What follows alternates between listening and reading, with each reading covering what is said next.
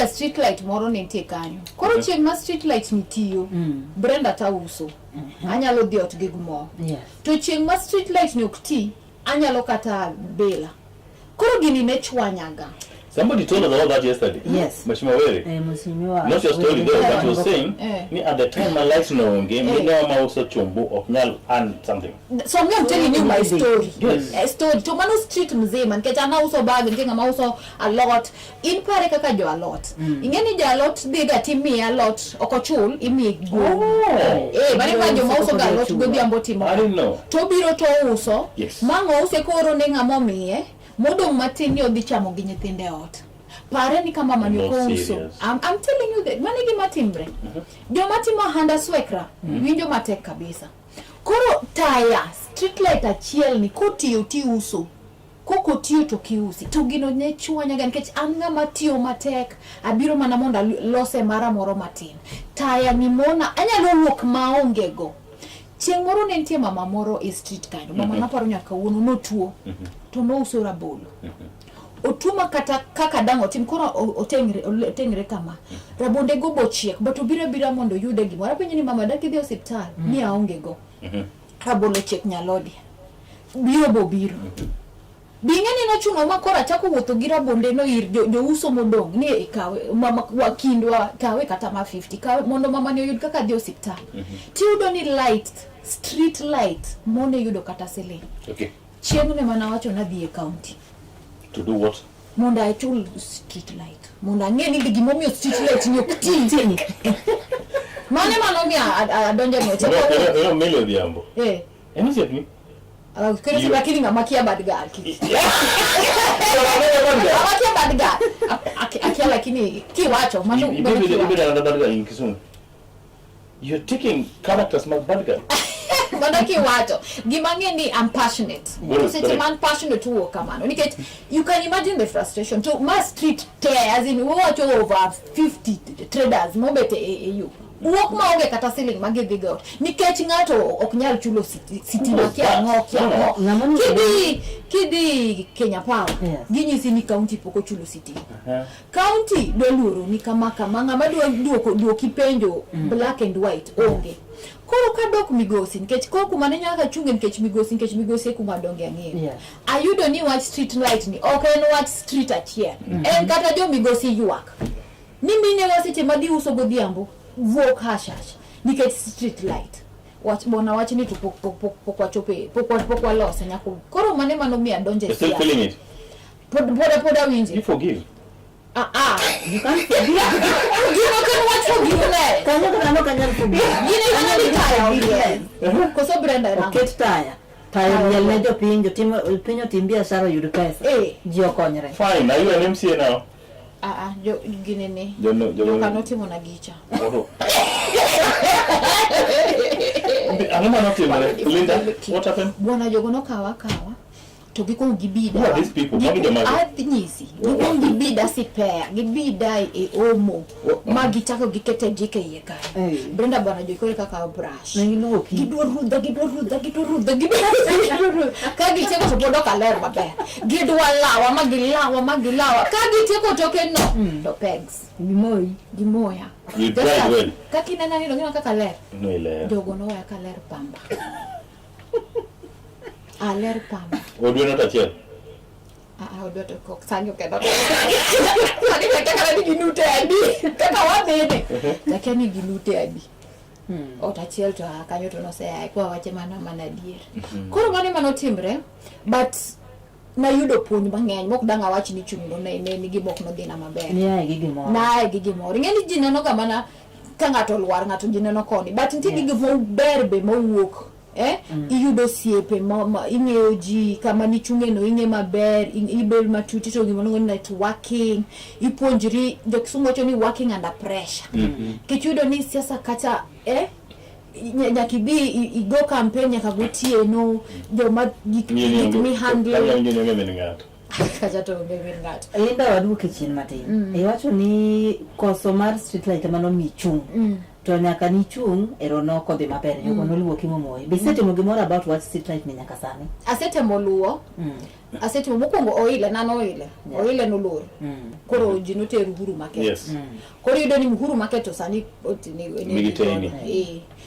bigosi ase biro gurudum ase biro kar manyalo seche moko tamani weche sirikal be kidhiye kenyi sikiangoa itedetera kama ngama nigi jukumu ngata chiel manangi chom ter kama bedo ni ongi lakini gige public participation gi mago ta diga monda wach ni japiny kama ika ko wuoyo be podi nyalo temo happy elara komoro yero mabiro ni mano antie bwana lakini dongo podwa gomba no are you going to be the MC adi la rokom tadini so kasa ochopo maber so ko madila I didn't know you are this moluor okaluor kendo just as okaluor wanyisi kanti ng'amonge ogino madwaro Kisumu ka at enan what do you want ngato ka ngato nigi ngweje ngato ka ngato nigi wuodhi ado ka wuodh ngato wed mos just koso kudwa luonga kendo fine I'm content and a viewer en mana ni sapoko chopo gik monego beni itimo ngeni sani kisawacho ni chung kama to ji koro en piemo chakre tiyudo ni tie gigo mahinyo japiny sani koro dong ni ma okidonjie ni koro wangiyo wach piem to tich monego beni timo sani ntie just as last week emanyocha antie sikul katero nyathi sikul so you said let's sleeve up and work Sanyin such teach such siasa bobiro wabo laure manoma kwanza Kisumu ka nyakwa laure properly wangi bwana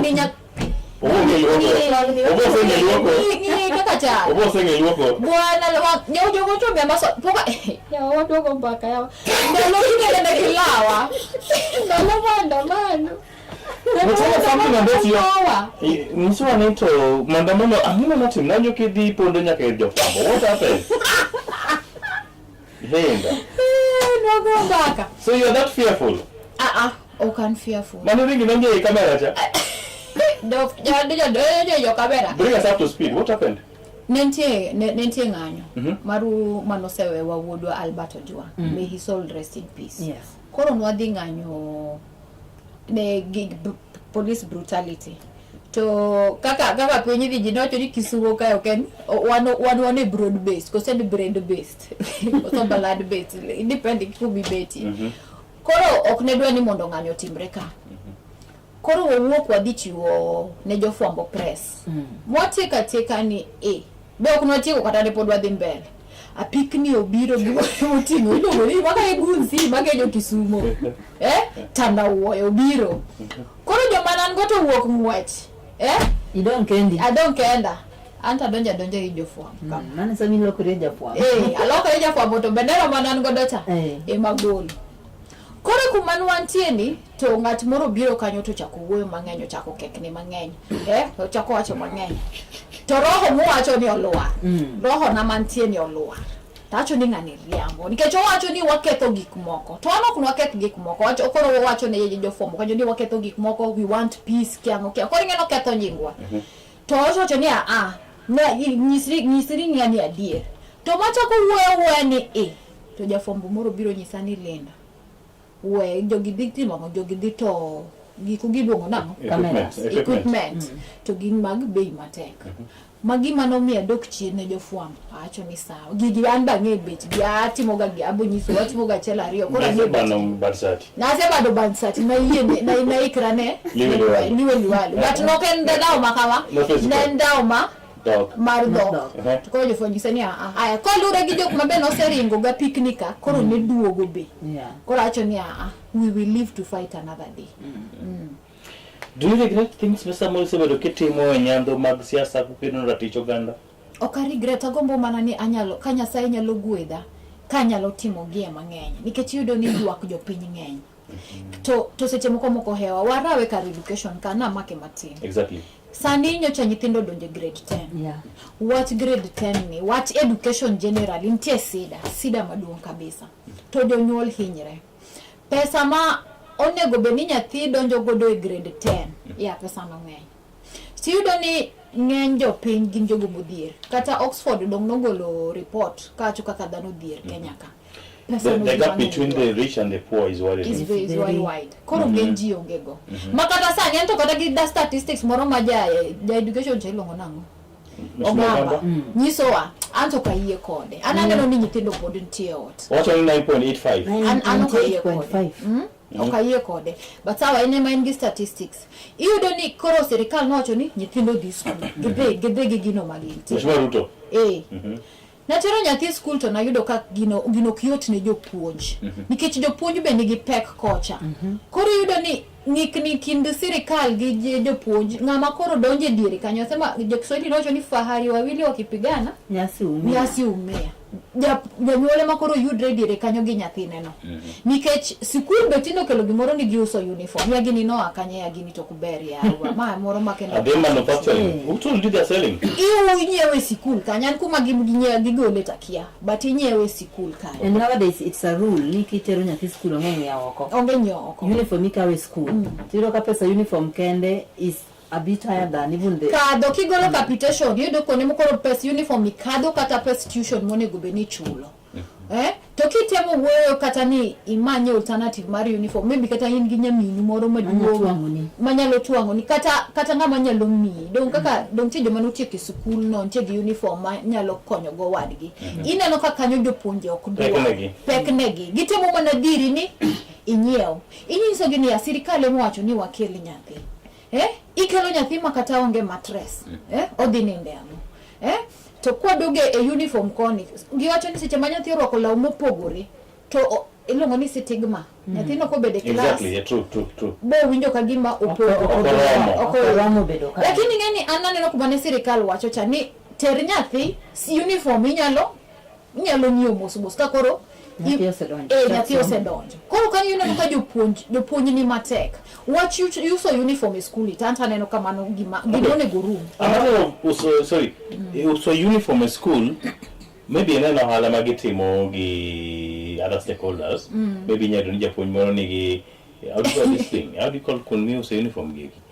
I don't want to use a company's name. Wacho ni Karinyo uniform gwego and then kuro animals chochi or tender or something. It's not a bad thing, okay, but that parent kick stopped from the vulnerable parents. Ananeno ni nyaka giket ne jo maonge godo alternative options. Options. Giket ne jo nyuolte option mondo an ka an godo tanyiew. Let me ask you a question. Godo banyalo. If my tie is 200 bob, that's the normal price all over. Will you buy or will not? An kaka Linda. Yes. Kata imar school uso sling ni areo. Kamora. Kata di Nairobi, kata di Turkana. Tidwaro ni ati obedi gi tie mar 200 bob. Ibro nyiewo koso gibenye. Kama ne standard price to sawa. Exactly. Lakini kanti alternative more can selling me areo. So I would go for it. For the cheaper which is expensive. Not cheaper, that is expensive. Yeah, the one whatever dog game tumba. Kuinama boutique. Wale yadi kuinama kuinama boutique ne nyalo golo ni sati maleji tuengo kata maringi. Kata ma kuinama boutique. What is kuinama boutique? Pale Gikomba. I've never been there. Just as riabo. Koso chakro bidikala ka itinde uko diku. Yeah. But I've never been to Gikomba. Gimatemo wacho ni inyalo yudo ka shati, inyalo yudo shati ma legit. Yes. Andalo mana dongo cha. Kama nika kan enjoy nyol na neno katino. Kose ka to di eduka mi use uniform. To ba badge. Mersiku. Ayer pamba. Koso istimo nango mo. So in kineno wateno ni nyalo bedo ni biashara moro ma jopuonj. Biashara. Maana neno ni biashara to ni biashara mo ken kare. What did you call on government? I would call for them onego beni janyuol maonge godo bedo gi option. Kaka nenti nyathi mana tere school ne jirani nyalo miye uniform. Tineno ka sikul temo dhiro mana tamore gi temo mana mai. To uniform and uniform machal ne koro imiye gi jirani. Cause such options should be there. Nikech ne onge pesa onge kabisa. Ineno. Wachi uso uniform e school ni onego beni okochuno ni nyaka nyiewe sikul. Inyalo nyiew kumidwaro bora ni gi uniform mar mar school. Inyalo dhi tuang'e. Linda naneno ka jatelo moro wacho wach uniform na I can just remember ni nenga. But not what if ka government to standard price ne skunde teni uniform in school to range from this to this more kalkanyo. Do you think mano nyalo tiyo ne skunde? Mano nyalo tiyo sida mawan ngode Kenya kanyo en corruption. Ngama dikete no en ngam. Mane sida mawan ngode e Kenya kan. Kinyalo kete kamano to nyalo konyo kaka capitation okonyo kuonde te. Kinyalo kete to angeni sirikal nyalo kete koro bed matin. Quality is another thing monego wuoy. Quality mas uniform magi usogo ji yuak anto pokaro but ji yuak ni gi uso kitamba. Material rach. Iko minyewe sikul. Yogo ni quality okuber. Ndio jong mano Linda mo ilongo ni Linda Gweno bad girl ma Kisumu County ma Jakono mga jong ni weche ge komo tede ke namba pek malik mokalo yo mod pi machok waduogo to Linda do pi mono ni to lot gwenge osedach kodona de nyaka ne wachake higa odong motin achiel to wadhi yiero maduong ma 2027 Linda iko ni mal pi mono ni to iko rabwana ero kama la njiro ngoja sadoi wamtie kanyakla koda Brenda Agenyo wamodu pi machoko dogo ero kama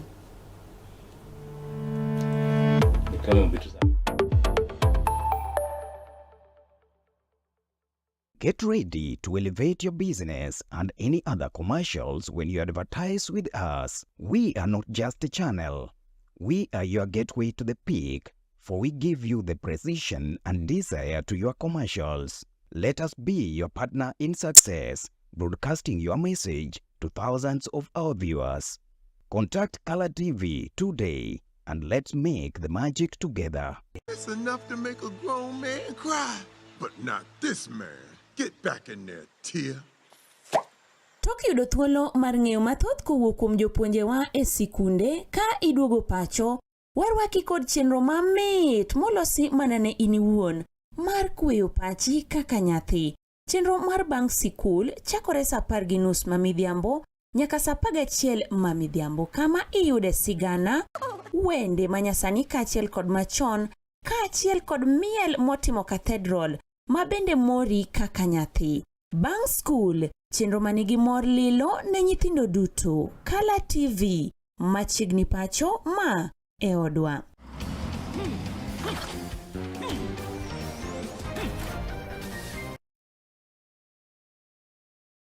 Get ready to elevate your business and any other commercials when you advertise with us. We are not just a channel. We are your gateway to the peak, for we give you the precision and desire to your commercials. Let us be your partner in success, broadcasting your message to thousands of our viewers. Contact Color TV today and let's make the magic together. It's enough to make a grown man cry, but not this man. Get back in there, Tia. Tok yudo thuolo mar ng'eyo mathoth kowuok kuom jopuonjewa e sikunde ka iduogo pacho, warwaki kod chenro mamit molosi mana ne in iwuon mar kweyo pachi kaka nyathi.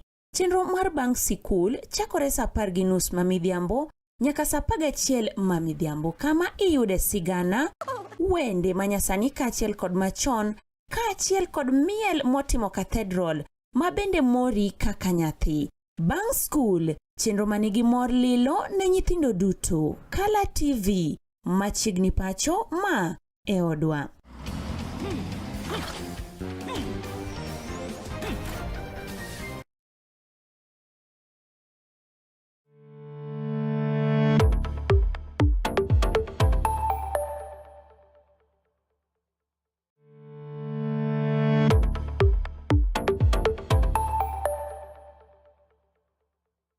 Get ready to elevate your business and any other commercials when you advertise with us. We are not just a channel. We are your gateway to the peak, for we give you the precision and desire to your commercials. Let us be your partner in success, broadcasting your message to thousands of our viewers. Contact Color TV today and let's make the magic together. It's enough to make a grown man cry, but not this man. Get back in there, Tia.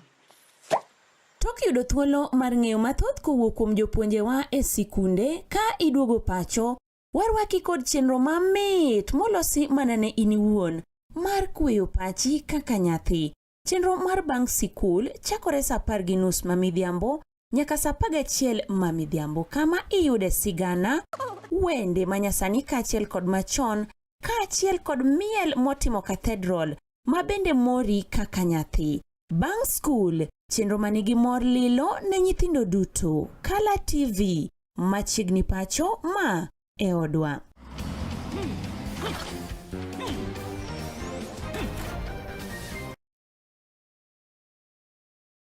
Get ready to elevate your business and any other commercials when you advertise with us. We are not just a channel.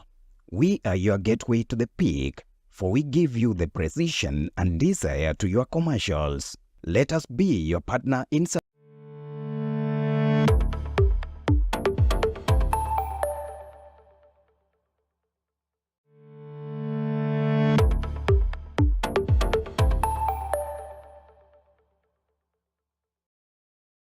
Machiegni kendo hanya kora moga juang kamoro moro mantie kapo ni koke tudri koda dakika sekalo kanyo 18 bang' saa 2 okinyi ma kawuono. En Thursday, TBT odiochieng' noero mar beach nyaka ne wachak dwe ni eri mar 2 higa 2026 kaka paro ne wasechako chenro ni eri kok gwen wasebedo koda welo mopogore opogore ka bende pod wantie kae koda mikae Linda Ogweno, achiel kuom jolony weche go mag siasa kod dongruok mag gwenge. Kamerikana wasesingonu ni wadhi bedo koda jatend migawo mochung'ne ojende, chwech kod kido mar oganda gi moko mathoth mowacho kanyo. Mikae Beatrice Odongo ma bende ne owacho ne biro kata kamano achiel 2 3 ne omake moko chopo sama no winjo chopo. Adana miye thuolo owuon mondo mi ofulrenu okwa ng'uono kendo owuon. Kisumu tiek koda traffic light. Akiani mane otame somo. Good morning. Oya ore just Ichio nade? Achio maber. Oyudi makanye. Yauna. Wago nero kamano. Koro mana kaka iwacho no. An iluonga ni Beatrice Odongo Wadiaga. Jatend migawo mar tuke, chwech mar oganda, kitwa kod timbe wato gi chenrogo mar joma tindo e sirikal mar Kisumu motelnegi Professor Peter Nyang'nyong'o. Koro onega chop ka by saa 2 okinyi. Yes. To koro mana kaka iwacho no. Traffic light chando ji mang'eny somo koro ng'ama otelo mbele na ochunga chunga na gone hon ni dhi to kodhi moro be nitie Kisumu bus kanyo no siko mana ni get ready no mi alat ni koro dhi koro mi wadwa deko matin but agoiro kamano ne jowinjo magwa kuom kawo thuolo gi makende mondo giwinj gima wadwa wacho kaka oganda. Waziri Professor Chionade ochiew maber gi wuod Nyakach mosiepna awi gichiew maber. Sirikal dhi nade?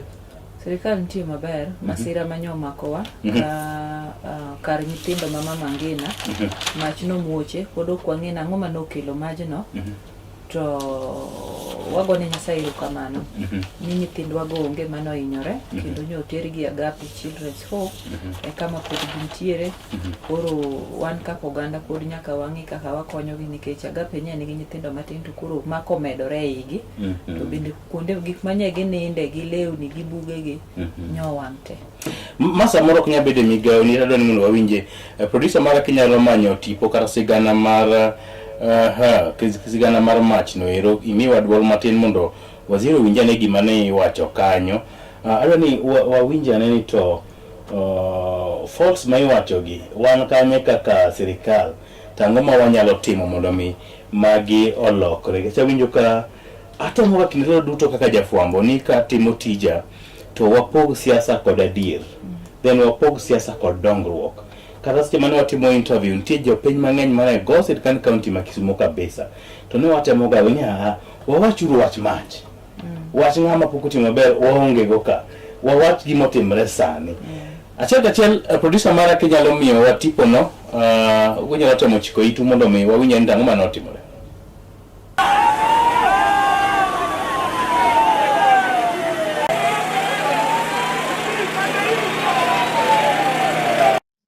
Ne en buok motamre gi nono odhiambo ma kawuono e chiro ma Kibuye bang' ka mach mar tipo muoch kendo wang'o pep karito nyithindo no ero mar Mama Ngina Children's Home Kisumu Mach mabende gi thuolo ni mabende ne wadhi e yamo chal mare kata kel mare koro ne pod ok oyangi. En gino ero mabende koro ne ochuno johala kanyakla koda jopiny mabende ne ni machiegni mondo mi ne odonjre e wachno kendo nyal timo ma ginyalo mar nego mach maket kod mano kane pok gechego eko manego mach mowuok e kaunti kod kembe mamoko chopo. Mana kaka ipimonwa koda Mikae Karen Odhiambo mabende en MCA ma Kaloleni Shorimoyo Ward e gwengego eko ma Kisumo. To ne andala Kabonyo koro chuna nyaka ringa bi. To en gima lit kabisa nikech kaendi en kama oting'o nyithindo matindo kendo oting'o nyithindo mong'ol. Madebe ni gin malo kucho de ginindo dino bedo gima tek nikech mantie wheelchair nyaka tingi magi wuothi. Matindo be nyaka dargi. Koro it is a very big shock. Yeah, it is unfortunate. Akwayo mana well wishes ni mattress mag nyithindo gi owang'. Kadi poni nitie ng'ama nyalo konyo to gikel negi gimoro kata chiemo mondo giyud kaka wang' ginyalo nindo kata giyud kaka ginyalo humore. Mane kwayona. E kinigo go jatelo no ero bende koro godhoge piny koywago malich mokalo nok mag gechego eko manego mach e boma ma Kisumo. Ka bende koro goyo dhok ne sirikand kaunti ma Kisumo nigi tim ma ginyalo mar medo kwan mar geche maket kod mago. To next time onego wabed gi fire extinguishers gi mang'eny nikech achiel nok nyal. Na yudo report from where I was. Achiel nok nyal. Koro onego wabed prepared kaka as a county. Ka bende ywak maket kod maendi bedo chwal koda migosi Job Okelo jadak e boma ni maduong' ma Kisumo. Kenye imefanyika vibaya as county ni fire yao hiyo yao ya moto, gari yao ya moto haifanyi kazi vizuri. Kama ingekuwa hizi za zingine za kibos na hizi za private ingefanya kazi. Hata sisi ndio tumezima wenyewe tukapanda juu tukasaidia. So na ka bende achiel kuom johala kendo jodak kanyakla kod jasiasa boma ma Kisumo migosi Bernard Okoth bende pimo midhiero mabende ne gikalo e kinde mabende ne gitemo nego mach maket kod mano. Miyo priority ne evacuating nyithindo mane nitiere yot kae mago ngima ne mwadwa save mokwongo. Nyithindo to kane wasegolo to wawegi ok wadewo ni wawicho lipstick kata aler manade pipe mwaka twachako timango wachako simo tich. To my request to the county government of Kisumu waonge emergency team mantiere around kaindigo. De onge GRS, Kenya Pipeline, gi private sectors mane obiro momedo firefighting equipments. County should prioritize emergency e Kisumu County. Kata kamano, Mikae Karen to nogo mana erokamano malich mokalo ne jopiny mabende notimo mane ginyalo e konyo nego mach maket kod maendi. Ka bende gie sechegi kima bende koro ne wadhi e yamo telo mar kadi to nyithindo ni eri pod nok dwa wuoyo kata ne ok nyal wuoyo kod jofwambo. Ne jopiny manochopo ka mondo mi okony agonu erokamano maduong'. Ukonyo gima duong' nikech jogi nok nyalo kende. Ne jok mochopo sama uwinjore wagonu erokamano kendo gima utimo gima duong' Nyasaye mondo gwedhu. Ne en mach mar tipo mabende ne omuoche kar jot mar nyithindo nieri Mama Mangina Children's Home mabende yudore boma nieri maduong' ma Kisumo. Kaka unyalo neno mae gino ero mabende odong' kaendi ka bende koro jogo eko mabende ose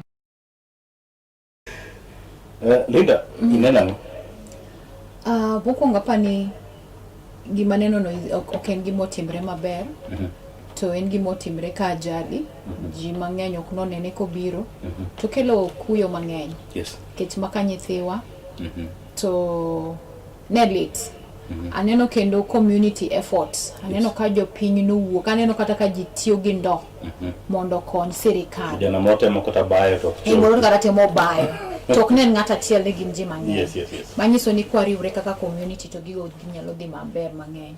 Awinjo ywak kanyo ni nitie gine ne achiel koro kaber kan ginyalo bedo mang'eny kech lori achiel fire extinguisher mar county fire extinguisher achiel no muome to nen faulty gima gitemo wacho yes. Kar faulty no to ka winjo man ne achiel koro no muome koro maybe kuonde ma sirikal nyalo kaka areas of improvement mondo gitimango gi improve but fire is something mabetimre ga mang'eny koro waziri bonyiso wa maybe samoro ken docket ne to nyalo pimo no ilo nyawadgi gino manyalo timre but agwero kamano nikech nyithindo go no resi Nyasaye no timonwa maber kanyo nonge nyathi mowito ngimane matin ma koro bodware mondo koro oduogo bed kaka ne nitie choncha to wan kaka community leaders waboka opatik mondo wakony kar mwanyalo nyaka waket lweto kanyakla. Waziri be usebet piny mugo machimo kata kaka jotend migepe sirikand kaunti ma Kisumo kata buse kata goro e simbe to uwacho nang'o bang' ma une watu ne minewa Erokamano. Moko inyalo oro mos mari. Of course, asewacho to kendo bro nuoyo ni mana kaka Lindo wacho. Ing'eni samoro gima timore kaka accident ok ing'eno dhi timore. Exactly. Namba 2 asewacho ni kama majni owuoge pod ng'ama ong'eyo onge ni to ere gimomiyo majni otimore nade omuoch. Koro atimo mos especially manager Mama Ngina Tuli en ga very passionate about nyithindogo. Yes. And osetiyo matek nyaka nyodonje facility no kata kidhi tibro yudo ka ler mar environment no oriti tedo maber, chiemo ber, nyithindo nindo kama ber. Koro o take care of them maber. Koro en kuyo makende. To ana ng'eyo ni sirikal national government koriwore gi county government bro make sure ni gitimo gimoro kanyo. Ng'ikruok achiel madwa ni mondo awachi mabende jowa manyien ni kanyo owacho to kendo nye gitimo maber ni kata ka fire extinguisher mar county nyodonjo to ne nigi faulty ne ok girito ka ging'iyo nye gidhi ahead magi chako olo pi kapod irito mondo wayud JRS mabe nyobiro to gidhe pipeline to gidhe private sector manino biro. Koro mano ng'ikruok ma wan go kaka county taparo ni ntiere gima city department is doing about it. Mondo kaber wasebedo ga very good facility kaka fire station center. Wan gi building maber kabisa. Be en equipped? Equipping no kore monego be nitimo nikech building to ber but now be wan gi gigo manyalo konyowa nikech ing'eni ka mach omuoch to ok di muoch e building cha. Mach biro nyalo muoch Manyata, nyalo muoch e Akot, nyalo muoch Nyamasare, nyalo muoch kanyo. Koro equipment gi ma koro iwuok geyo e building maber cha kidhi timore nade kidhi konyo.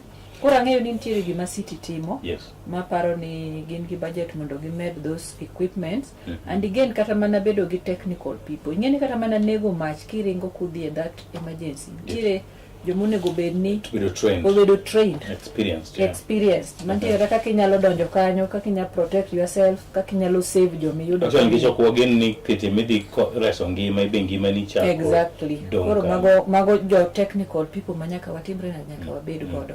Koro ang'eni nitie gima city is working on ma chiegni ni wabro neno ka ntiere lokruok in fact in terms of joma konyo kama chumuch kamora mora i Kisumu County. Yeah. Linda, you have something to add on that? Cause we finish on that topic. Apa ni gima dwa mede bitu zote moge matin. En mani koro medi amedi volume matin kech magi gik mosebedo ga kantie katimbre to nature of fire any day oken gima ngato bo expect. Exactly. Koro city Kisumu sani should be mature enough. Mogonego be ning'ik ni goko onego be ning'ik mwaneno.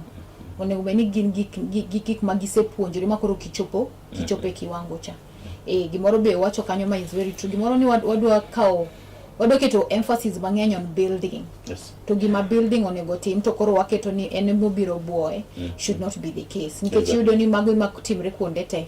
Kamulo mateni yudo ni kaka Migosi hospital kata iwicho hospital korot mar hospital iwicho rangi to hospital onge kata facility kaji the public participation to innovate money we want to renovate and ga wicho korot. Koro those are things that you don't need sirikal cuts across kuonde dockets mopogro wacho maber ni kudhi public participation wacho ni udwa wicho. That's you people, not government. Public participation kama ngeni koro wadonje topic moro. No, I just want to clarify. Kako timre sana Migosi. Ang'oma no dwaro ni gitimu nu. Emanyisi ni mokwongo kako chakre otimre Migosi. By inception jomidwa luong mondo dhi kacha gin ga jomoyier. Gin jogo moyier ani manyisi. Let me give you my account of gima ng'e madhi mkanyo. Jogo moyier mondo dhi inyalo bedo gi evidence e karatas.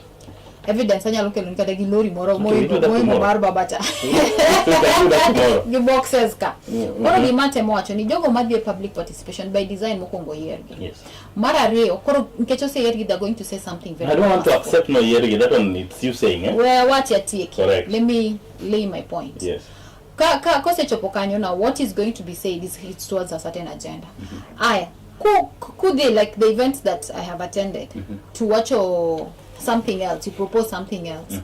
Eventually what happens ngeni gik mokote ok nyate. So they say makoro nyaka team according to priority.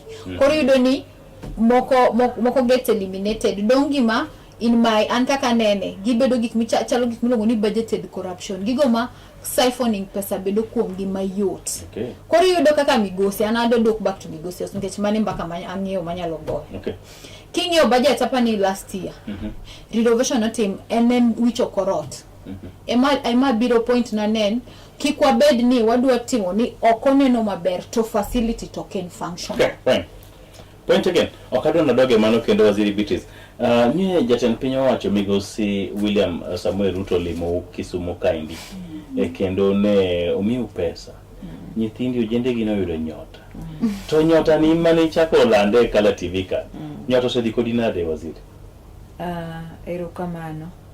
Ada wacho ni nyota ni en project maber kabisa.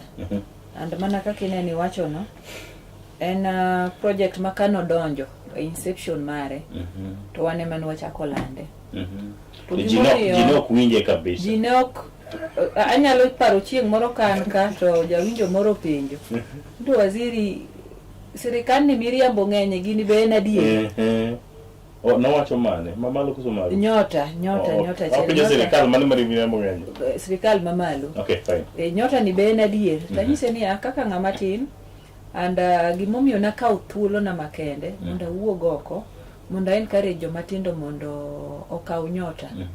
Ka nyota ni pok nobiro ne entie project maniluongo ni KIOP. Kenya Youth Opportunity Project. To embe nena the same thing gi nyota. En mana ni koro nyota nigi two faces to macha ne nigi one face. So I was a beneficiary mar project no. Of KIOP? Of KIOP. Yes. Second cohort. Koro nang'eyo ni samoro inyalo wach ni gini onge, but from where I sit nang'e ni entie nikech magi gige grant. KIOP be nen grant. Nyota be nyobiro kaka grant. Endineno kanwa wuok oko wawacho turnout ne tin makoro chuno national government, makoro chuno president oro PSS to their areas mondo gi advance that mobilization. Yes. Mondo joma tindo wuogi. Koro kachopo nyaka gi sama wantiere ni. Tamor ni kijende wa oseyudo pesa. Manyose dhi through the verification process, moluongi, motene get training, magi bedo trained makoro finally omigi pesa.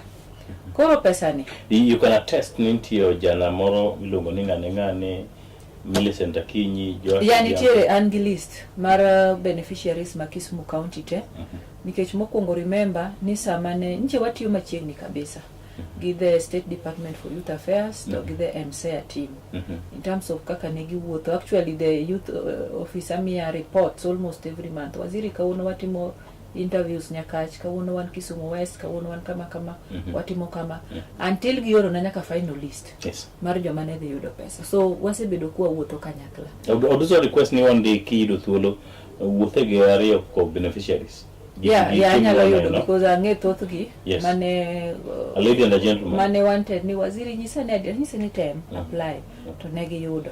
So wanyalo yudo gi mondo wabi kod gi mondo gibi gigine. Gima dwa wacho nyota no. Yes. Kapok ogine, kapok wawe. Yes. Ni gimaero gi program mar nyota ni bende wang'ni. Mana kaka wacho ni ana beneficiary mar KIOP. KIOP national government noko kete interest ahinya kaka nyota president okete interest. Yes. Koro wan gima nyalo wacho mokwongo ni agone president erokamano. Kuom kawo thuolo ne makende ma en makoro wuok oko. Waneno ko biro ma Kisumu owuotho kamora mora odhi Kisii, odhi kure. Mana mondo make sure no wuoyo gi joma tindo mondo joma tindo bendo gol nendgi kuom gima gitimo kaka gidwa dhi tiyo gi pesa. Mano is really motivating kata joma pok oyudo nyota mondo giteme next phase gimbe gibed part and parcel of it. Koro mano erokamano makende madwa goyo ne president. Mar ariyo dwa wuoyo gi joma noyudo nyota. Exactly. Nikech samoro pesa ni kiyude inyalo bedo gi idea maber kabisa. To the moment ma pesa cha odonje simu. It's at 22, I think and 22,000. Yes. Inya yudo ka idea ber an kase yudo pesa ni adwa dhi nyiewo chick feeds, adwa dhi nyiewo chicks, adwa dhi timo kama. To immediately ma pesa cha odonje simu ni it starts speaking with you. Koro gimoro biro machielo, we agola 2,000 ni. Agone gori na go kombe waka. Kata holo. Ariera go holo ka. Aero. Kinyi kichio tinde wabudho ne chapat mama okondo nyiew ngano gimo wakawa jab gimo watim nango. Yeni pesa cha dok chien. Poki nyiew chicks ka. Poki nyiew feeds manidwa nyiew. To kuonge kawo pesa cha nyiew go chicks ti nyiew go feed. Manyiso ni wala mi yude wi chicks miusoka kata gwen miusoka. Kuri nyalo nyiew godo gimidwaro. Exactly. Kura nadwa kwa jowa matindo manyo yudo pesa ni.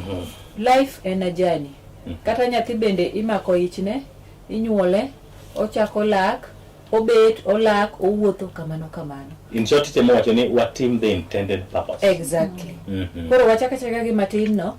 Nti joma no grow from kata mana 1,000 to bedo millionaires. So even with that 22,000, kapod warito the balance monego bedni the national government medo wakisechiwo the records of kaka spent the 22,000. Inyalo yudo ka pesa ni will grow you from somewhere and moves you to somewhere. What happens gingamo gutiyo kode maber to ok nyala account? I believe need training cho team. Koro kadwa na wach ni tinga ma ok ditiyo kode maber. And gin jowa matindo manyo take their time. And gadier ni giditiyo gi pesa no maber. Okay. You are giving them benefit of doubt. I'm sure. Okay. Linda, something on Nyota? You are a beneficiary? I'm not a beneficiary, but I tell you about the hair what Nyota Mukongo. Was it a good project?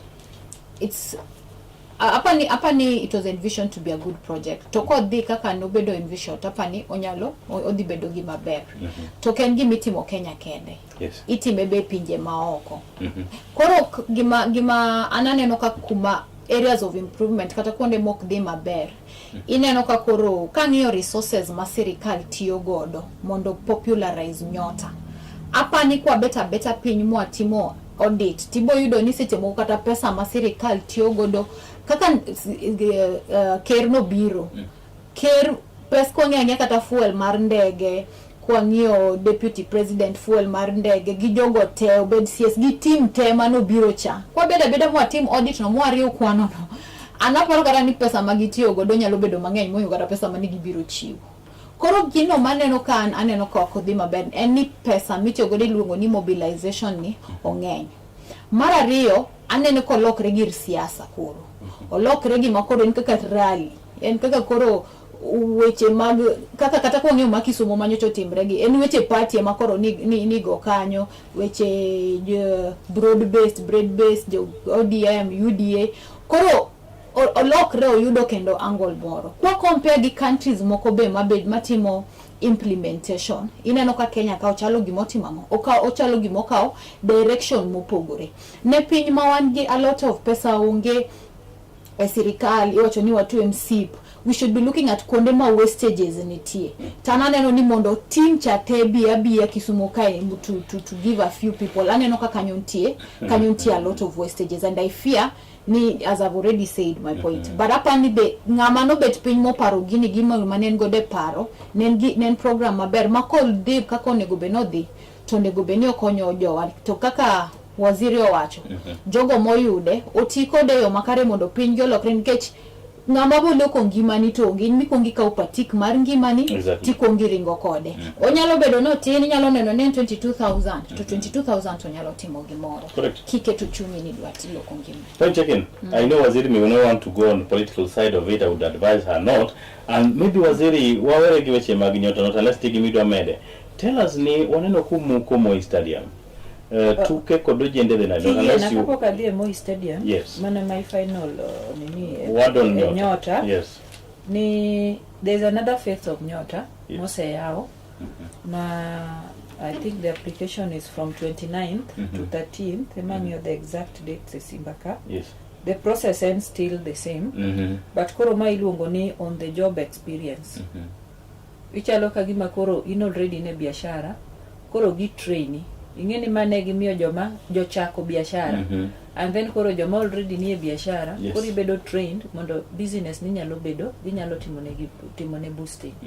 So that application is opened as we speak from 29th to 13th of February. The process is still the same *254#. They needed that process. Jowa matindo joma nyalo apply. Yes. The age group is still the same, 18 to 29, but for people with disability it is 18 to 35. Okay. The qualifications are still the same, not past Form 4. Okay. Yes. Yeah, kikibeni soma inya. Samoro be mana kuodho nyabe ni soma inya lakini kori keto mana mar Form 4. Idimbri. Idimbri. Mana kipimo nyakora mkajua waziri Biti Sodongo pimuno kanya kaka wanyalo yudo lokruok ngima wako tende koda omenda moko machuok masani koro serikal keto e lwet ojende kanya kala koda oganda jo Kenya bende kikwili wantie koda nyadende Linda Ogweno bende wanonogo weche geki mopogore opogore. Samoro Linda ni kuna samoro nyalo wuoyo ko ogo serikal county kata bano etije mondo mi waketgi on toes. Waziri uchako gedo nyocho kwal chumbe Moi Stadium. I don't know if you know. Jomoko bira gi lori. To chako ka chumbe ma un maruoro gi. Anyway, tuke dina de Kisumu to gedo no osechakore koso podo tembo. Koro we achak gi wach mar gedo mar Moi Stadium. Aparo ni one of the legacy projects mane governor nigo manifesto mare. Yes. Nen bedo gi a new stadium. Kama Moi Stadium itiere. To osebedo ka en challenge ne wan in terms of gere nikech ok odwa resources matin. Yes. To challenge ma wan go kaka county normally yudo ka waketo budget to ka ok meet the revenue target. Then yudo ka chuno wan nyaka wadhi supplementary mondo budgets obed cut across. So pok wabedo able ni mondo wager that stadium. So kane wa governor oketo request ne president konyalo yie to support wa gero stadium to no yie. Kenda paro ni wagoneru kamano maduong nikech an gadier ni stadium no kogere to obro konyo jowa matindo mang'eny in terms that's why I saw Pan to coming around. Yeah, exactly. Obro konyo wa in nurturing talent to kata mana developing talent to kata mana hosting games. Wasaneno Kisumu ka wase host Sekafa. Yes. Kane Ababu na Mwamba was the CS for sports. Wase host tuke mang'eny Kisumu. Kata secondary schools. Kata secondary schools. But matimore nikech yudo ka wan jomo ohero pira jotugo bende ng'eny talent no ni kodwa koro ing'eni sama talent no ni kodwa to be sirikal nyaka neni there is need mar gimoro monego wabedgo koro wanero wado bedo kata mana ni wabede gi stadium in each and every sub county to nikech resources ma wan go ok wanyal manage kanyo koro wan wana gi football pitches e sub counties but wadhi bedo gi the main stadium mabro bedo Moi Stadium. So Moi Stadium ne watimo ground breaking last year kane CS mar defense obiro. Gima timore ni project thoth gi sani mitimo gi national government obedo sponsored gi Sports Kenya Emma fund the project. But the supervisors of the project and defense nikech idwa ni mondo tich owuog maber kabisa quality, and then they must also keep the timeline. Ing'eni ja defense ko nyisi ni urom saa achiel to saa achiel no osechopo kar tich okodeki. So keeping that timeline traffic joma bro yule tich do matek okinya yule tich. Koro anaparo ni en idea maber kuom sirikal keto, and actually king'io most projects masani government develop across the supervisor ma those projects and defense. Mwanzo ni contractor ng'eyo ni komia dweche adek you have to execute. To dweche adek no you must execute. So ne watimo ground breaking last year. 2 weeks ago nye watimo site handover ma wamiyo wa hand over the site to the contractor and amor nikanye president nika chieng' maneno uzima to no wacho ni Jamhuri Day ma next year wadhi timo Moi Stadium, the one we're building.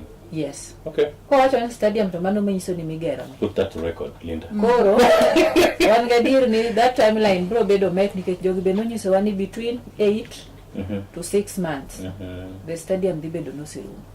Koro wa hope ni the celebration simbro time stadium kanyo to bende namba 2 wan bende higa ni wa host piny Luo.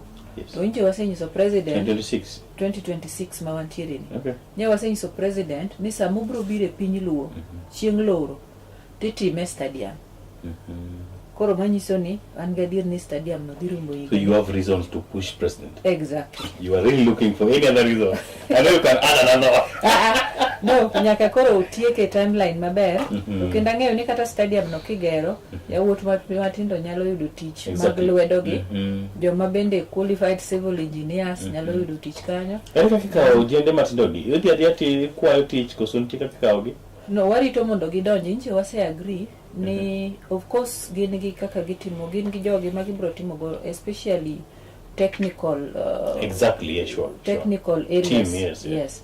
So technical areas go nyaka gibed gi their consultant. Kata kidhi kanyo za civil engineer, you must go through some interview. Exactly. To ntiere moko mag tij lwedo. Exactly, mane mapenjo. Nyathi mono nitie Manyata. Ubet kanyo notiko form 4 gimotimo onge. Kata nyalo pod onge mondo dhi nyime to winji sane. To samoro paro ni kadhi kanya ting ongise kan ka blog ni ketka tuompi kati yolka. Onyalo yudo opportunity no nade. Yeah, mago opportunity go bro bedo. So contractor warito mana mondo koro be of course wase hand over site again. But koro ne gise chako keto equipments kanyo. Koro by the time makoro gitiko keto equipments gibro chako kunyo lopego nego gol. Ngeni bi yudo jomo nego be ni konyo lopego piyo lori. Koro mago tije mabro bedo. Menyaka bedo. Manya wase wuoyo gi contractor koro ka gichako to wabro communicate to our people. Koro tich osechakore stadium. Koro ka in gi certificate ni to area midwaro en kama require certificate mipenjo. Mipenjo. Ka en kama dwaro tij lwedo kanyo wabro bedo kata gi jawa mabro tedo kanyo, oganda gi chapat, nyoyo, nyuka. Bende bro tedo kanyo for 8 good months. Koro en kama jawa matindo bende bro yude gi opportunities there. Yeah. Well said, Linda. What do you think about that project? A wonderful one. Let's deal go Johnny. What's now wrong with that stadium? I've not said there's something wrong with the stadium. Moko gonna do kongo what's go Johnny. Ok ni ogo serikali. We're just stating the truth and the facts are there. Kaka gik moko ntie no kaka bwa wache. Gikama ngikintie. Bwanyi somo no giwa soksi. Mokuongo nyota is nen loan. En loan majitebo chulo kata in whatever. What is a grant? Nyoto ken grant. Nyota in loan mone gubeni wachulo. Koro seche makoro wachulo gini nyaka wangie ni gimu wachulo ni tere kakitio kode. Ineno kaka beneficiaries bo tiyo kode manoto bo wuok bangi, lakini sani makoro timo implementation ni nyaka wangie ni to kama. So wacho mana areas maka ginbe kaka serikal ka gikao to gingio kanyo to dibedo maber. Watch Moi Stadium gimadanga watch ni gik moko seche miloso gito gineno ga maber ndi. Hapa ni shida implementation. Of course it's a good project. Ndio Kisumu ndio. It's a good project. Mangi madanga lem ni kaka bisene no drawing mar Moi Stadium. Bisene no gino gi 3D. Gino jaber with what? Macha pani polo matin. Waziri read to show us that 3D. Gino jaber kinene kaka poni contractor bo lose kaka ogoreno. Odi bedo gima very wonderful. Kora ngi madang da gombe. Odi bedo maber kama kasembo. Otinga kanchen ket wanki sumoka makibu yenyo cha chumo luar. No. Kibu dong chuma no luar ko so adake Kisumo man. Watch sport man. Macho the same serikal. Chuma nyocho luar kai. Koro we are hoping that this is not new. We are hoping that they have learned the lessons. Kako wacho no defense by the wacho. Exactly. Defense so even in Kibuye they will bring defense. Defense bedo biro Kibuye. Lakini jamaa cho miti jino to boss eduoko wani angoma nyocho timre kai. No, let's handle this first. Let's handle the stadium. So my point is I hope they have learned and they're going to do better. But kaka kamonda duoki ideally it is a good project and we're hoping for good implementation.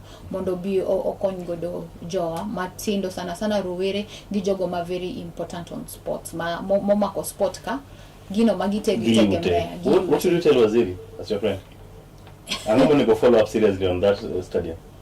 Hapa ni asewa gioseka mokao follow up contractor kaka asewa chono be balancing gijoa because high unemployment to nikechen project ma Kisumu kaka asewa chono ka rowere balancing kaka giude tije magluedo giude tije magluedo kaka wachogo gi making sure ni gino otimbre kaka no nego beni timbre siasa be kick donje kinde kanyo nikech siasa seche moko miyo gik moko dhi maber kaka no nego beni gidi. You don't want us to do politics in that stadium. Okni in that stadium seche migere no nikech seche mangi siasa de yudo ni seche mawane opposition to gik moko ok bi. Exactly. Mane gima temo wacho. To seche makoro wane bread based, koso broad based, koso whatever based. Actually, Koro wachalo Waziri doesn't know about that. Whether it's bread or blood. Waziri doesn't know. Waziri ngegi. Koro kik bed ni koro itime mondo oumgo wangwa. Okay. Obed ni development onego beni timo equally across the country kako onego beni entie. Onego beni koro nikech koro wadwa donjo wadwa kelo purported kura moko kanyo mag 2027 koro imiwa godo mondo gal go wangwa nikech kotimre kamano tiyudo ni ka koro kero lokre kata winjruok no nigi ng'ikni to project cha duogo chung. Okay.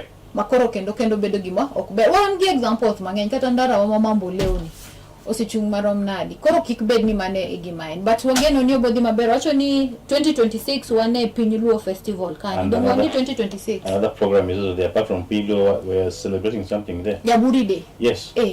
Good. Bobedo maber. Auta wuthata donje stadium kanyo. Yo, lambe ntie dot. Waziri talking about that, I think that one is settled.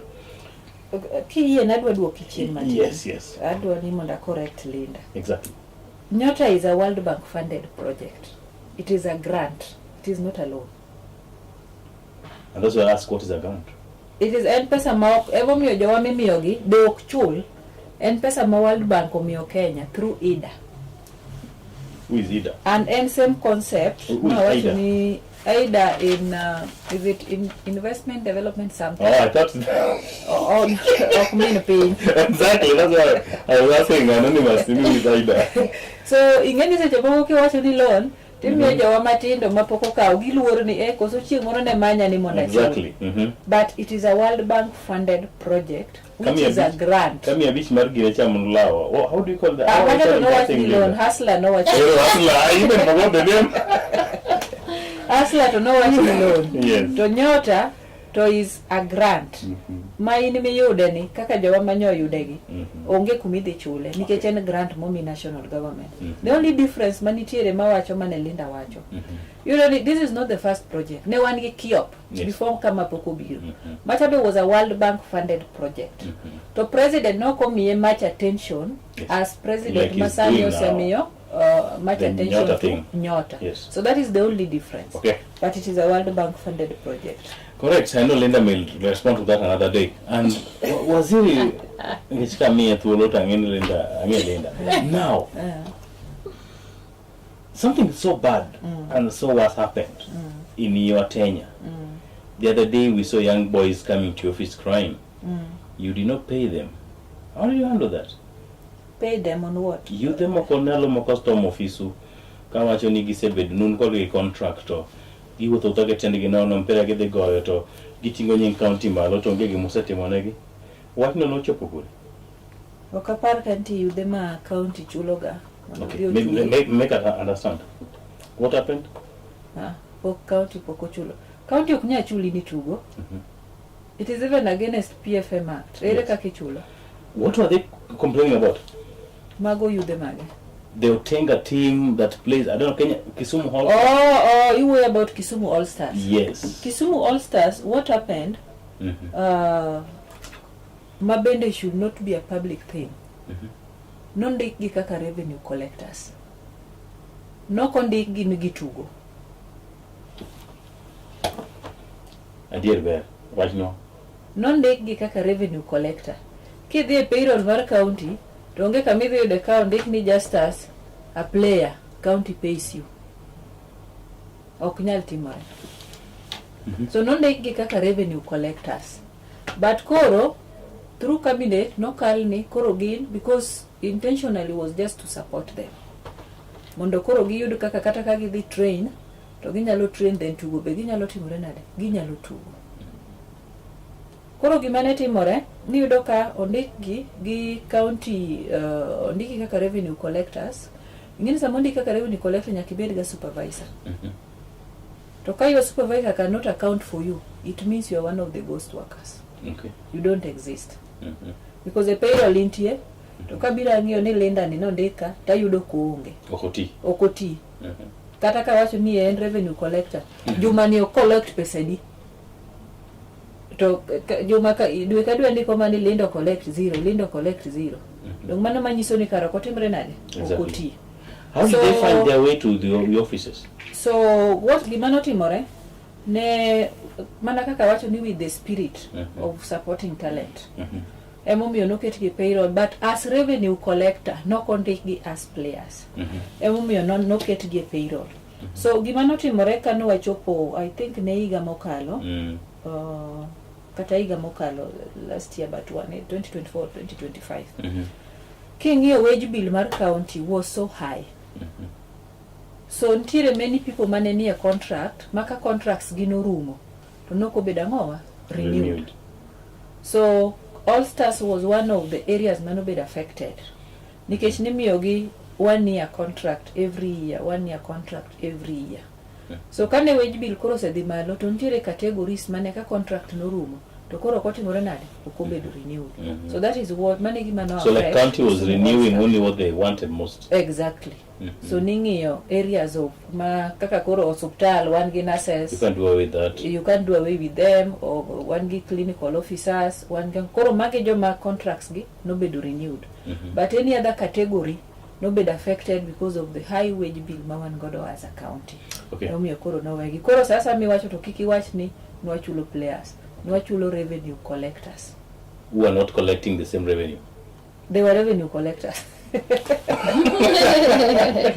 No kwachul gi kaka players. Yes. So you want us to leave it at that? Yeah. Good. You want to overtake? Revenue collectors, no. You didn't know anything about that, I know. Revenue collectors, no. Mano bit. And maybe tell us, we are coming into a Tuolo Masanikoro almost one local political year. And what do you donje segment mamoko? What would you grade your government generally? Sirikal Prof.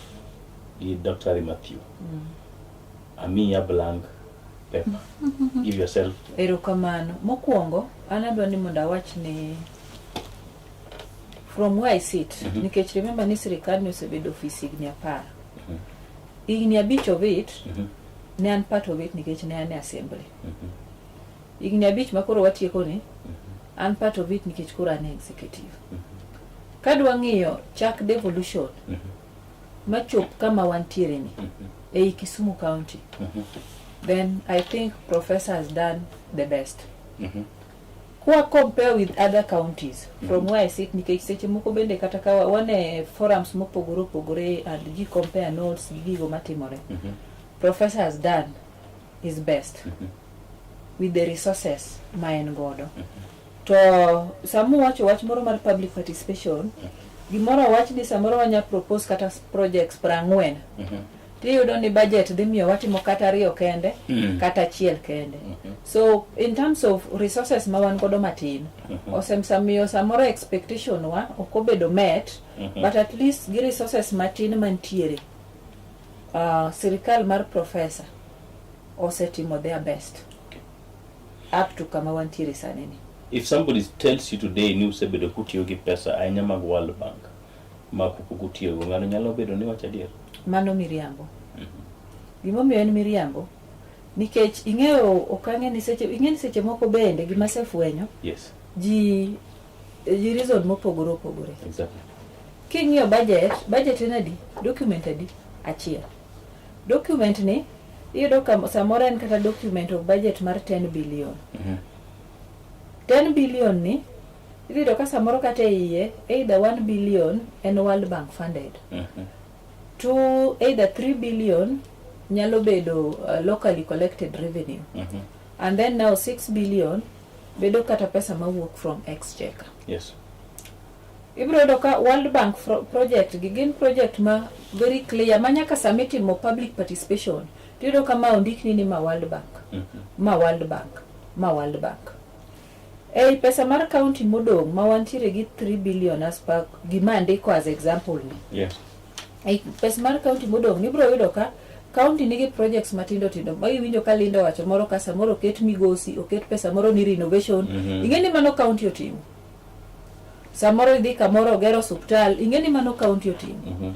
Samoro idhi kamoro otim gimoro, ingeni mano county otimo. Koro gima samoro inyowaga ibro yudo ni kaka wacho ne wa expectation ni ne wa collect ata 3 billion revenue wadhi wa collect 1 billion. Okay.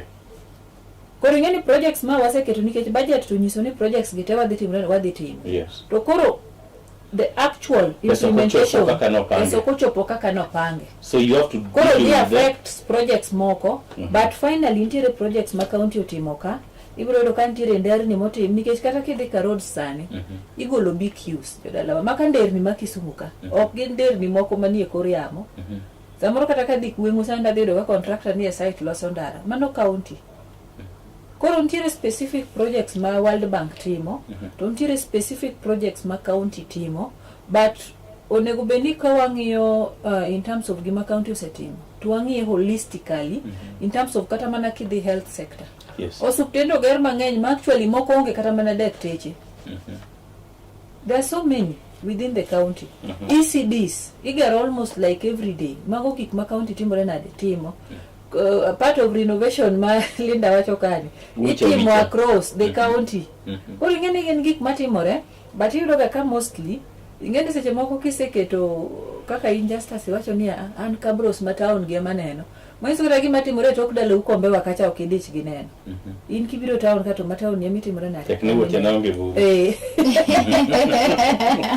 koro one from where I sit ana walk nyanya kacha walk west nyaka exactly kade west nyaka don't you gik manyalo point ni county okelo pigni ma is not World Bank and CRF. Okay.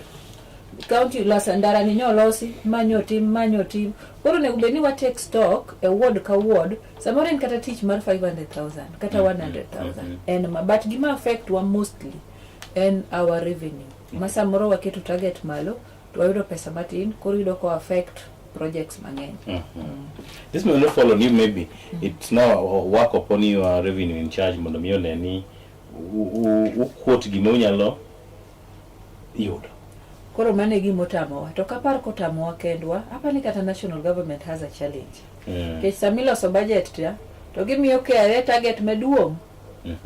To samoro kan achieving it becomes a problem. Usedino loopholes. So wasetemo wantie nyaka gi an independent revenue office mani nyaka gi CEO. So at least king'iyo from the time mane governor odonjo to there has been a difference in bendo kong'eny katotin but nitiere pogruok moro matin mosetimore kanyo. Koro kawa wachula revenue nikech mano to koro iwacho nango kwa dwaro services to nyaka wachul. Exactly. But yudo target no ema chopo tamo. Koro miyo kelo gap more development monego bedni the community. Thank you Waziri. Linda ne wacho ni iga mokalo olapdogi nendo ni do bede kom mane mheshimiwa mare MCA to no bedo kaka no bedo. You would be in this government today. Would you still be happy to be in the same government? Let me say if you are at all elected. Or set you? Ero kamano. Kapoka adonje mano hapa ni Wachinyota Fund cha. It is a grant, I admit. But as the Kenyan people will be expected. No, we will. No beneficiary. No, Linda, it's a grant. We hold it at that. Ngama yude beneficiary. You know you don't watch it. Aduoki. So it's a grant. Koro yena take do. It's a grant. It's a grant. Ngama yude beneficiary will not pay it back. However, as the Kenyan government will pay it back to the World Bank. Mane mana wacho ni one do to we will pay it back to the World Bank. But ngamo yudecha ento mano mare okobichule back. Okay. Now back to the question makoro ipenja mar you tried your luck to be in this government through MCA post. You didn't manage a government you really wanted to be in. I postponed my success. Anyway, to answer you, one of the things Manginga Kakalinda, I try to go by what I believe is the truth. And that is what I stand for and that is what I run for. Okay. It is easy to defend the truth. Tukatamumo nyisowani, the truth shall set you free. Exactly. Koro angi mangeo ni nyasaye do yie na madonje sirikal governor mawango sani. Depodatiyo kaka ne kiwango na nyalo. Gino mana nyalo timo depod da medo timo. Moda duoki kaki penja no. But okonyiso ni kok na donjo 2022 to pod okanyal donjo abo donjo seche makare ma Nyasaye ondiko ni abo donjo no. Yes. Gino ma of course be atela rio baseneno ka kuonde ma ong'ikni ma serikal ero governor wuok ne governor ma bo donjo koro manyien to a governor ma wuok ni pod nigi higa achiel nitie moko ma onyalo timo seche ma pok wuok en gi ng'ano be ma bo donjo no mondo bi otimang'o olos achiel ariyo ase gwetho chien kata gino ma seneno kata go sirikal ni tana achaka nuoya achiel kuom gen gima alotojo ni ilongo ni budgeted corruption udhi public participation no wache ka kote seche moko duogo piny ni itemo ng'ini ang'ono kanyima inyalo lose pesa maber migosi sana en drainage gi richo korot desilting gimilongo ni desilting idhi tichodho kwanza nitie river moro ilongo Kisumu ka ni river Uji river no denyalo wuoyo dogo ni mbaka why jok migosi dwa disilte jo okadho ga Manyata be dwa disilte ministry kema ni dwa obedo bed en project achiel mabede different ministries tend the same thing desilting. What's wrong with desilting the river? Because en gima perennial en gima timbre nango kikwa bed piny to man what's the population of Manyata? Wadoki gimi penja what's desilting cha we can get a permanent solution to some of the challenges that we have. Ina no kaka watch the silting of these drainages sana na watch which migosi because that's where I know. One gi open drainages. Drainages gi kolos gi to then that issue of constant desilting koro rumo once and for all. Koro bedo mana gi moroma you don't have to keep doing it. In 1 year you get chiel kende. Kikaka kata sani ichodho drainages makawash. Ka apanya midweche adek kendo gichak gipong kendo onego bed gi receipt to kidie budget kinyo pesa motigo million 2 million adek pesa ni ok tin nango kikwa yud a permanent solution. Good. What could be the permanent solution? Drainages inyalo los eyo moko chuno ni ilose permanent makoro you don't have to keep desilting chodho chak donji koro en gimoro mapiko biro to ringa to dhi kwa biro e hospital nase wacho hospital kaka Migosi hospital facilities mantie ye are lacking. Niyudo ka most referrals itimo biro kanye biro Russia to Migosi equipment Migosi level 4 kata ambulance onge go koro ng'eny referrals itimo mabiro Russia kinyo Migosi onego beni oringo kaka Lumumba one chien koro kiyudo ka ng'ato oyudo owicho korot kata sani hapa onego beni giwicho mel ward moro kanye How did you know that? To I'm a part of the community. Okay. Koro gigaluoga. Ono giwicha mel ward, which I don't even think ni Migosi ni mel ward. Koro ki doke gigi akani e watch ma wachocha. Kama wacho ni ng'iknintie. Politically bapa ni wangi kama onego beni waloso makanyo to yena mondo achi nkech apani gini nyoro were kabisa. Watch yuko jamna. Watch yogo. What is that? Watch handouts. Waluonge dok mapani ng'eyo. Handouts. Yogo yuko That's jamna. what you fear. It's not what I fear, ana wacho reality money ground. Nikechi yudo ni jogo makoro wuok ni dwa rengo ni dwa chung dong ni piem magi bedo godo en piem mar golo pesa. Lain manyalo pogo ji pesa romo marom nade. Ok gibed ni koro manifesto e magi piem go. Ni an kaka Kisumo ni kaka nene wanyalo timo gima kama. Gini aneno ka hinyo nikechi yudo ngano mamanyo piny. Odio pesa modwa tiyo godo manyo piny bedo pesa mang'eny. Kumodhi yude ene mong'eyo. But seche moko kene yore makare. Japiny be wacho ni nyakitiek koda chuth. Okaw gino to kogo kura kong'iyo ni ng'ani ben en ng'amo setiyo bonyalo tiyo nwa ben gi capacity no vision nen mane manifesto nen mane eno ng'ia gino matin ni ng'ane no 200 machano 500. Tiyudo ni seche makoro implementation ochopo ng'ani kosedonjo to japiny seche ma dwaro ni mondo timne gimoro to jatelo wacho ni anasetieko kodu. Ndara mikwaya no iseting'e iba anasetieko kodi. Koro gini hinyo ji te onge ng'amo weyo. Tiyudo ni aspirants be jochung' moko mabe nyalo bedo ni onge gi mogo mang'eny koro luoro donjo e piem mar siasa ni. Nikech oneno ni aonge pesa mang'eny ji ok dhi gona ombulu. Koro miyo jogo nyalo bedo ni nikech mich telo Nyasaye mamiyo ng'ato ok en wach pesa. Koro luoro donjo e piem ni. Alafu kendo kelo gimoro ni gunship odi malo Kisumu ka kabisa. Moko luongo ni mbogi, moko luongre nang'o nyingi gi to pogore. Lakini neno ni rowere sanyo donjo e gang grube gi. Koro gigi kelo insecurity, gikelo ng'ikni kind gigi wuon. Taloro ni 2027 kaka wadwa handle weche grube gi nyalo dhi hinyo jogo machung'. Kokwa bedo piny kaka mondo address wachni, ji te dhi hinyore nikech grubni nitie, ma nitie, gini dhi hinyo ji te. Wach yogo ni dhi hinyo ji te, to bomiyo siasa bedo gi malit. An kaka ng'ama miyo wan waluoro koko. Kwa daw nitie siasa, o hinyo bedo mamine ok bede siasa. Koro gini sana hinyo rowere. Mondo yud jatelo mobeda beda ni koro an wach rowere ni adwa ni mondo a solve mondo rowere oyud tich. Onge Kisumo ka. Dong mana ni ng'ano mando jotelo en kako solve weche rowere en pango gi elain. Amneno kaka nyontie shida. Noted. Ami thuolo mondo ipim no gik machando chuny. But mondo wach maber gi ne governor an pok aneno ga ka governor keto lain. Governor nyang'o pok aketo neno ga kopango ji lain kama ni miyo ji bicha. I give credit to it due. Because you also don't have that 500. Ng'an bwana ngiyo ge. Lakini gimang'eyo okachiuga out of conviction gigik manyisigo. Yes. But okonyiso ni okan jatelo. It means and it doesn't mean you can't support. It means I can't support. Kaka nase you see one or two things I've done. And what permanent thing can we do? Kata kika kaji a beach mo you do teach makoro gitiyo for the rest of their lives. To kanyi konyo ngi a beach gibo konyo jomoko 10, jomoko konyo jomoko 20. But kimiyo ngato 200 kawuono. Kinyo besani ki ngawe governor sani chiwo ng'ajo chung governor sani chiwo 100. Mane kaka ngawe. Question before I throw it to Waziri. What is 500 bob? 500 bob en pesa. Kwa so keke ni what it is value to your life? Emo japinyo ok negini wag miye mbaka moro chieng' moro adhi ground breaking Kondele primary. Idwar ger class. Jonyuolo biro. Kosetiek ground breaking to pang gi line. Ochak miyo gi. To kuma na chunge no, show mar Kondele. Ni very dilapidated. Actually odwa lwar. Koro ng'ena ng'iyo janyuol maka osele. Ni chieng' no ni miyo gi 200.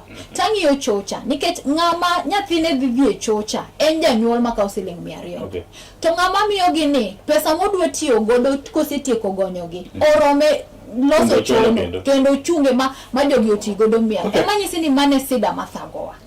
I think it's a matter samoro jowa nyalo neno kaka you know wachope era moro. I agree with you sometimes ni wachope era ma jogo feel ni kio kokipogi to karo kin jatelo Mheshimiwa Waziri. Just to ask you are in Waziri Masengeyo gi samoro some of your charisma and your character and samoro idigamos. Do you regret being in this ministry, number one? Being in ministry for the political atmosphere? Sometimes could be beji. Do you regret being here and how do you handle yourself? Mokwongo kapar ni I regret. I think it is en morna. Nikech ogera en ministry magera in terms of leadership. Kendo en ministry mabende keti I understand the community so well.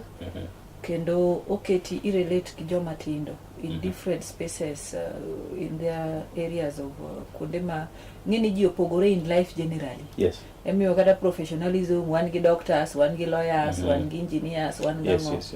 So omi that scope, in gi wider scope of understanding gimatimore community. Intie kaki understand mine mopogore gi kaki understand joma chuo, kaki understand joma young, to kaki understand kata mana joma able differently. So yudo ka in gi category on how to keto ji mopogore with kaka inyalo konyogi or kaka need gi nyalo bedo. So I think ni to me en ministry mogera to kendo mar ariyo en an opportunity ma many people maybe at my age ne ok nyal bedo waziri. Exactly. So en an opportunity ma the young people ng'ama chielo chieng' moro katin just to tell you a story moro matin. Yes. First time kana chung West Nyakach. Nachako my campaigns around November, December. The following year in 2017. You won the first, number one. No, of course I vied to knock a win, but I was okay, no mere nomination. They did you. But the following Linda. year, what made me so happy, and Yes. I'm still happy to date. Yes. In 2017, one of our schools, Milong Chair Primary. In that school, 90% of nyithindo manondiko composition nondiko ni I want to be like Beatrice Wadiaga. It shows you ni age gi magintie no. They see you as a role model to them. Manyalo remember ka teacher no gocho na munyisa ni you're being called Kabeti Memaki. Who is this Beatrice Wadiaga? Because all of them composition was about I want to be like Beatrice Wadiaga. So mano kende nyisi ni age gi magitin no gimbe ging'iyo ni kapok gibedo joma donga ahinya they can also be leaders. Exactly. So I think en kama amorgo and agone professor iro kama no maduong. Yes. Considering amatine government ne and also I think ni an bende kama bete have done my best. Okay. Kaka nyalo kaka ngamatino. And you're not moving up? I don't know comment wach moro Kalindo wacho. Kapo koneno kid move up, yeah. Kapo kineno ka move up. Ni ananeno ni problem nyalo bedo jatelo or wan duto. Nikech Kalindo wacho no odhi team ground breaking. To kitieko mine wa oko kwayo ni wapangi koso kikwapangi. Jatelo mwacho ni pangu. That's the notion nowadays.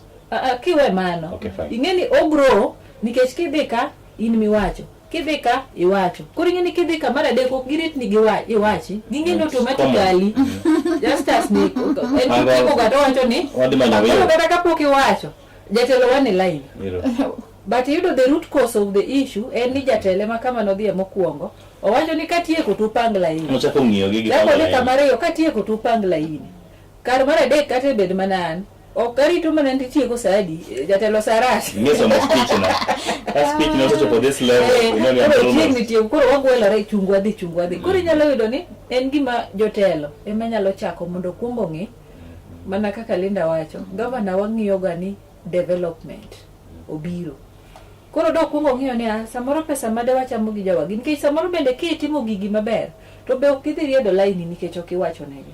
Koro ne wacho ni en gima onego bedni jotelo okuongo o decide kigin kai to kore ka koro wadhi ng'iyo kama blame wuoke.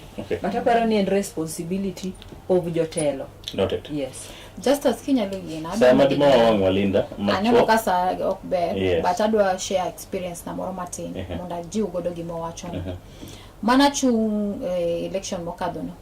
Nintie kama nadhie to na was attacked physically. Anok na chiu yogo. To jo piny neno ni in nga. Ere kaka jomoko nyalo biro to miyo wa to ino kibi okimiwa. So it's forceful. Koro gika gima it's their right. Koro na bed attacked. Ma okno bi maber. To on the flip side be kana di konde moko be ma wuoyo jomoko be no dhi orwaka mowacho ni in wayie kodi nikech in pogori bedi ng'e ni kondele achiel ma hotbed no gwemo bungu koro koni jogo no yie makata banana ne giketo na moka chulogi ne giwacho ni in pogori kwa hivyo in wadi support gima temo wacho ni ntie koni gi koni koro jogo machu kaka mheshimiwa wacho wan gi jukumu mondo wane set pace to wan kaka governor set pace anawacho gani anyalo siemo ng'ata achiel Kisumo kae mok yuk jamna to osegone kura di nuoya. Who is that? Don't govern. But it does not mean it doesn't support you if there's a genuine. Anacho yogo. Wach pango jilaini ema wacho. Manyiso ni nyalre jo piny nyalo gone ng'ato kura moko miyo gi yogo. Mauso ne gima na sera. Koro wan kaka jogo babo chungwa tim kana to ja piny be akwayo gi jo winjo. Ponono ni ng'ato biro ma enoko yuk ni jamna. Mano be mana ja Kenya chikiti winje to kokinyal gima kikitime ntimango en goe kata koro chako attacking ngano ni koro nyaka omigi tuon. Thank you very much. Noted. Waziri? Yes, kaloro. Yes. Adona watch mar iwacho ni dhi chakore beleka and next year wadhi yiero. Yes. Anadona encourage joma mine mondo owuog oko e positions mopogore. Obed MCA, obed MP, obed governor, obed senate. Where are you starting with that? Step mokwongo en wuok. Ikongi wacho ni anachung. Ngene seche moko ntie joma wacho kata mana ni anachung no. Giluoro man to ka wacho ji dhi nena nango. Ka wacho ji dhi wachango kuoma. So mano first step mana kwayo joma tindo and joma mine ni wawuog oko mondo wawach ni wadwaro. Namba 2 Sami wuok ni dwaro we kungo keto pachi mondi ni to pesa di man go madhi campaign go. Kungi keto pachi ni ang'o madwa dhi timo ne oganda wa. Manifesto ma Linda wacho cha. Ang'o madwa timo nade? Madwa dhi timo ne oganda na. Kora na dwa encourage joma mine kamora mora magintiere. Ni wawuog oko kata ka ok iyudo. But that bold step mi wuok godo oko mi move godo from one step mi wuok oko mi wacho ni ananyalo. Kata print mana posters adek, kata print mana posters 4. It shows ni there is leadership in you. Nitiere gimoro kuomi kanyo. Kora dwa ni joma mine wuogi, joma tindo bende wuogi. To mara to abro wacho ka sa oromo. Wacho ni ok lead by example.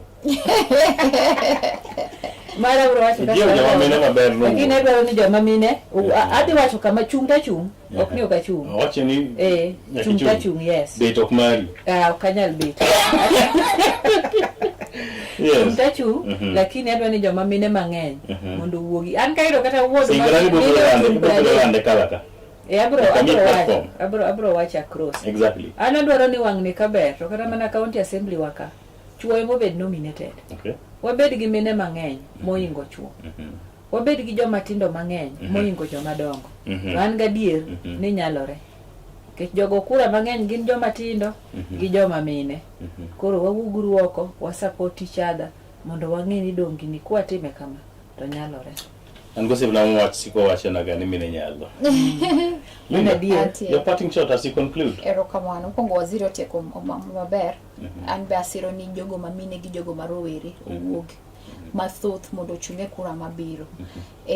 Ataka wacho ni an be ababo chung sa akaka na sensa koromo tabo biro tabo wacho gima daher kwayo jo Kisumo ni wang'ni kikugo bulu kata kikugo gine kalure gi pesa mangato mi chikiti ne gino mangato setimo chikiti ne sera mangato ni godo mondo iwinji mondo imie opportunity mondo owati piny sani kong'yo Kisumo ka waneno ka kong'yo kaka siasa ringo waneno ka piny olokore manyiso ni jibo bedo ka biro gi sera mopogore gi party be mopogore koro yiene uru waket democratic space ni oyawre matin kik bed ni kabiro gi chama moro tudwa lawa kaka ndalo moko no jomoko no lawa kaeka mago kik timre kendo we jite ugo mbaka gi to kochopo chieng' yiero to yier jatelo ming'eni kodhi mbele kucho to dhitiyo ni tich to sani kapok yiero chopo nitie gimiluongo ni civic education nitie gimiluongo ni voter education wan kaka jomochungwa bobedo kwa ponjo to inbe kaka japiny wuoge mondo ing'e ni en ang'o monego be nang'eyo seche madhigo kura ng'ama dwa ng'ene en ang'o achiel ariyo mage monego be nang'eyo mondo kochopo dichieng' ma kora go e kura cha to kora go kura e yo makare to ne jatelo ma pod nie kom sani how can you hold them accountable? Constitution wacho katiba wacho ni power belongs to the people manyiso ni ng'ama tiyo cha ine mindike tich kikiloke kaka nikore ni mundiki tich ere kaka onyalo keto ni tama pod odong'ni ere kaka wanyalo hold them accountable mondo gitinwa katieko tero kamano justice gikala kawuono ne odichenga mokwongo monda bika agwero kamano aneno ka mor aneno kodhi maber agonu erokamano to Nyasaye koyie kendo wabochako waduogo mondo wamed twagni. We do it another day. Yes. Waziri, I know you want to tell young people something as you conclude. Of course katieko takwayo ni ne jogo mapoko ka okura. Yes. And especially jowa matindo. Waka uru kura. Nikech kura yako sauti yako. Kura ne mibro wuoyo go ibro yiero godo jatelo midwaro. Koro wawuoguru oko te mondo wakaw kura mondo ka sa oromo to wabwago kura ne ng'ano mwatimore nade mwadwaro. Ka ok kamano to ambe yiena mondo ago erokamano ne jokanyanam duto jowinjowa ma winjowa show ma kawuono ni. To kendo mondo ago erokamano ne governor marwa bende His Excellency Professor Peter Nyang'nyong'o kuom gigo mosetimo e Kisumo. Nyalo bedo ni samoro mosetimo okochopo ni kama ni paro. Exactly. But at least osetimo kan monyalo kendo an gadier ni jo Kisumu County bende neno kendo appreciate gigo motimo. Mogik adwa go erokamano ne president marwa William Ruto kuom gigo motimo. An gadier ni pok to timo kaka expectation wa but gimo mi adwa go erokamano en ni nitiere gik moko matinde timore Nyanza wa koni mane ok timre chon. Yes. Nikech kaka ne wago kura. But despite kaka ne wago kura, nitiere gik moko mwanyalo kwana achiel ariyo mabet timore. Pok to timore kaka wadwaro but at least nitiere gik mabet timore. ma wanyalo appreciate. Koro erokamano ne jokanyanam ka sa oromo to wabiro go mbaka kech abito benie pap. Abito mass registration chakre March.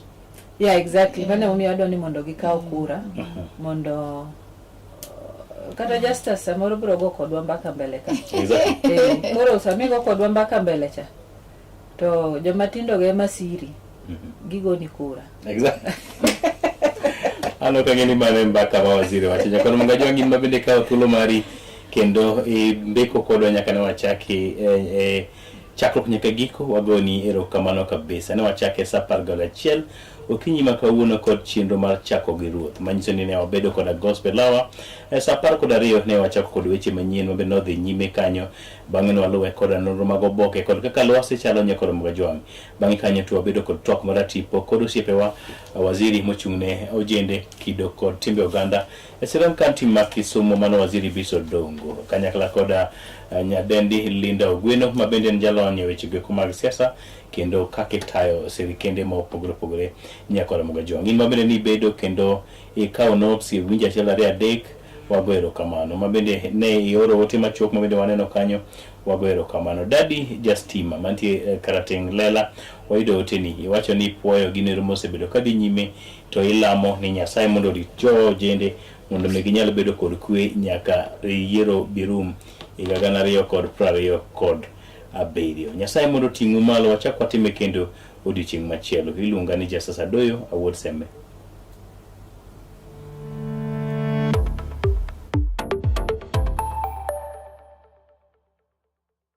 Get ready to elevate your business and any other commercials when you advertise with us. We are not just a channel. We are your gateway to the peak, for we give you the precision